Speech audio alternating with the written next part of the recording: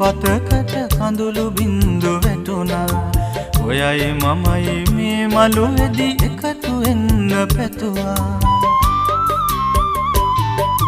දරා ගන්න බැරි ගින්දර බෝසමිඳුට කිව්වා. අමාවකට අවසියෙන් සඳ බලන්න දිව්වා.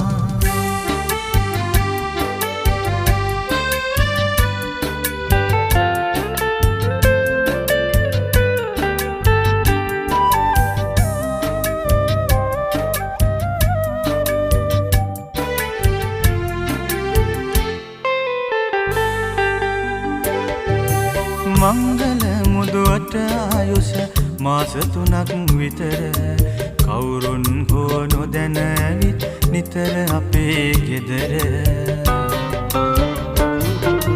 වේල් පිරිත් තොවිල් බවිල් කළත් නිතර හැමතිස්සෙම ඔයයි මමයි වෙන්නෙම අඬ දබර.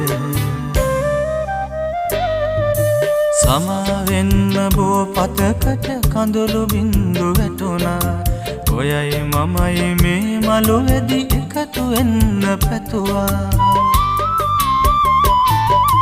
දරා ගන්න බැරි ගින්දර බෝසමිඳුට කිව්වා. අමාවකට අවසියෙන් සඳ බලන්න දිව්වා.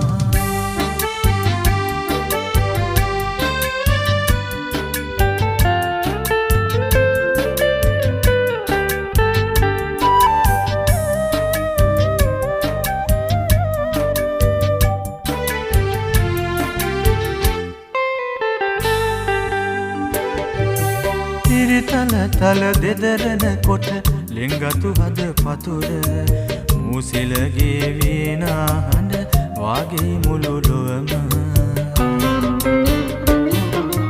මාදර පින්වතියට නොදැනෙන හද සුවඳ සාධාරණ වෙන කාටද ජීවත් වන තුරුම. සමාවෙන්න බෝ පතකට කඳුළු බින්දු වැටුණා.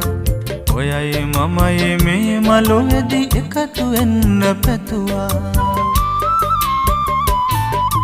දරා ගන්න බැරි ගින්දර බෝසමිඳුට කිව්වා. අමාවකට අවසියෙන් සඳ බලන්න දිව්වා.